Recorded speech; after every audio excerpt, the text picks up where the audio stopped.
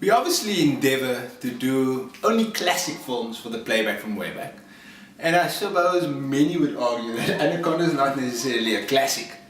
I don't think it's anywhere near. It's not anywhere near classic, but we thought we'd do this one, number one, because there's some good material in here. It's a fun movie. It's a fun movie. And really, I challenge anyone out there to find a better killer snake film. That's true. The Anaconda is the best one out there. Anaconda is also the one that everybody's watched. Yeah, it's better than Snakes on a Plane. Oh, fuck, of course. I believe, and I don't know how PJ feels about this, but Anaconda did for snakes what Jaws did for sharks.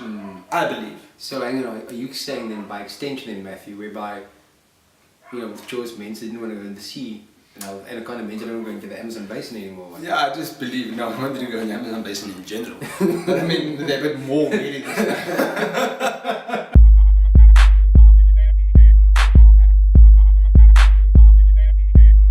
Hey, I'm Matt. And I'm Peach, and this week T-Bar gives you The Playback From Wayback. the Playback From Wayback. Right, boys and girls, so 1997's Anaconda, a movie that shamelessly exploits all those rubber snakes you could buy up there in Durban. And Punchy snakes, toy snakes. Exactly, remember those things, you just scare the cuck out of everyone, you put the cuck in the toilet, see what happens to a guy. Maybe, bro. And it came into 1997, 20 years down the line, 50 years down the line. 20? Matthew, it came out in 1997. Oh yeah, 20, sorry, I'm thinking 1987. Hey, sorry. right? Oh, I thought 87. Hey, the public school system wanted it. Rewind that, just forget what I said. That's the movie. Let's forget that you cut on simple. I'm an A. No, it's a great guy, don't worry about it. Carry on. Right, so this movie came out in 1997, 20 years down the line, and even then, it had questionable special effects. I didn't actually see that. When I was watching this as a light here, I thought it was I cut my brook when I watched this That's movie. true, Matthew. But I mean, you watch it with the eyes of a lighty, you don't see bad CGI and cuck animatronics. You know what I mean? Which this film has plenty of. No, absolutely. I mean, Matthew, what, 97, you were 10 years old. So, I was 10 years old. So I was probably shaving my butt already. Yeah, you're probably like mid-30s or something. So while the snake is a big deal, of course, the snake is a big deal. It's about the Anaconda. Yeah. Obviously, it looks really cut now that we watched it all these years later. But this film is saved by other variables. Mainly by the good direction by Louis Losa. It's a great film by him. That's true. I totally agree, Matthew. If you guys don't know who Louis Losa is, he's the guy who directed 1994's The Specialist. The Specialist, yes. With Sharon Stone. And Sylvester. And Sylvester Stallone. Sylvester Stallone purely made this movie so he could finally get a pomp scene with Sharon Stone. And James Woods did it so he could crack a paar cut jokes. That's James Woods' career, man. That's true, right? Next to Videodrome, all that man's made his movies so he can make cut jokes. Fuck Jimmy Woods. In the words of Johnny Drum, fuck Jimmy Woods. Fuck Jimmy Woods. Jimmy!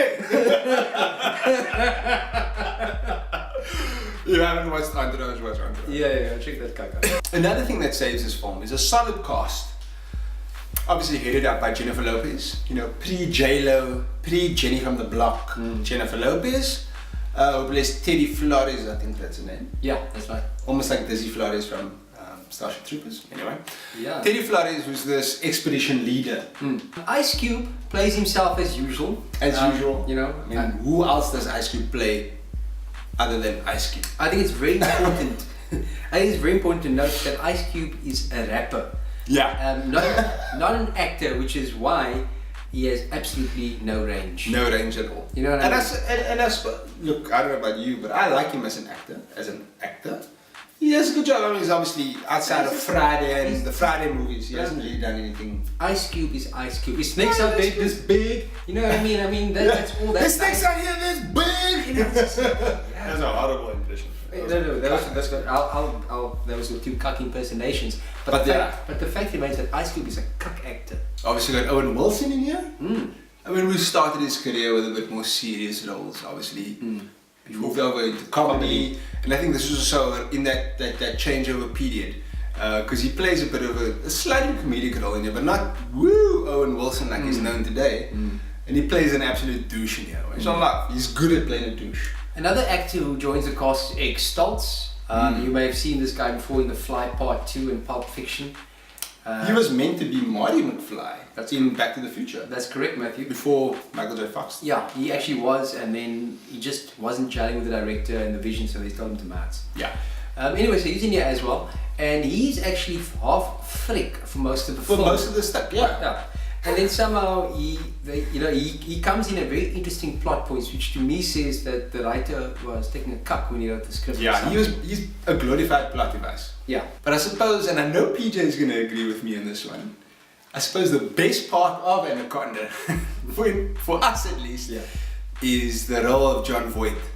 Or the role that John Voight plays at least, as Paul Serone. The snake hunter / failed priest or former padre or whatever. Just brilliant in this film. If you haven't watched it or if you have watched it, I mean, you will guaranteed you'll remember what a failed bastard he was. Fail ale. This movie. Yes, he is. But you know, Voight is really good at playing a failed bastard. That's true. And you know, he's got that. He's already got like the 50% Smith look. Exactly. By default. It's amazing how. And they just add Smith onto it. It's amazing how that guy is Angelina Jolie's father. You know what I mean? I mean, we've got the lovely Angelina Jolie and we've got the Smith John Voight. Yeah. Which makes me wonder, do you think she's Smith behind closed doors? I certainly hope so. Voight's characterization of Paul Serone is so ham-fisted. It's so bad that it actually ends up being good. Being good, yeah. And it saves the movie Anaconda. Exactly that. In fact, if you haven't watched Anaconda, or if you feel like rewatching this film, I mean, if you're ever looking for a reason, it is to see Paul Serone. I mean, you should be up there with the likes of like Darth Vader and like Tony Montana. He's such a bad guy. Classic villain. You know what I mean? Exactly. In fact, if you watch Anaconda, right, and you're watching Paul, the character of Paul Serone, it should become pretty clear what actually happened. The director went up to John and said, "Listen, John, for this role of Paul Serone, I don't want you to read up about snakes or go to a monastery, you know, to prepare for your role. I just want you to rent Scarface and watch that movie." That is true. Yeah. I mean, he's basically a knockoff version of Tony Montana in this film. The way he pulls his beard. Yeah, bro. I think quite true. They got headsets. They got headsets. Wrap around you. Squeeze it tighter. Then your chest left. Tighter than your twin left. The man is a scene where he's bloody sleeping in this film. The man sleeping like... He's tipping on a hammock. It's brilliant.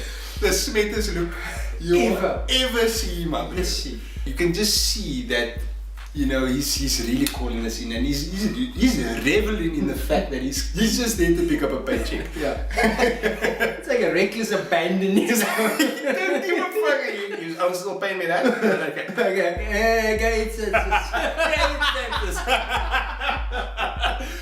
oh fuck! But it really adds to the film. Actually, it doesn't actually detract from it. No, it adds to it. It does. It adds the real value to the movie. So it's that time, PJ, to give it a score. Yes. I'll let you go first. You go first. Thank you, Matthew.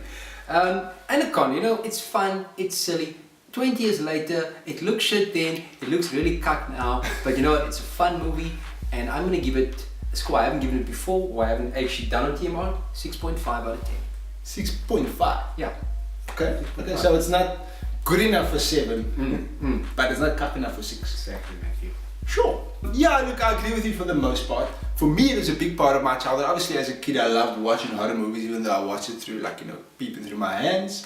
And Anaconda wasn't any different. I was, like I said, I was 10 when it came out, so it had a huge impression on me. It didn't really look cuck then. It took me 20 years to re-watch the film and watch it now, and you're like, wow, it looks really cuck. But it's got a place in my heart that I'll never forget. Yes. So I love this film. I'm gonna give this film a solid 8 out of 10. Yes. 8 out of 10 for Anaconda.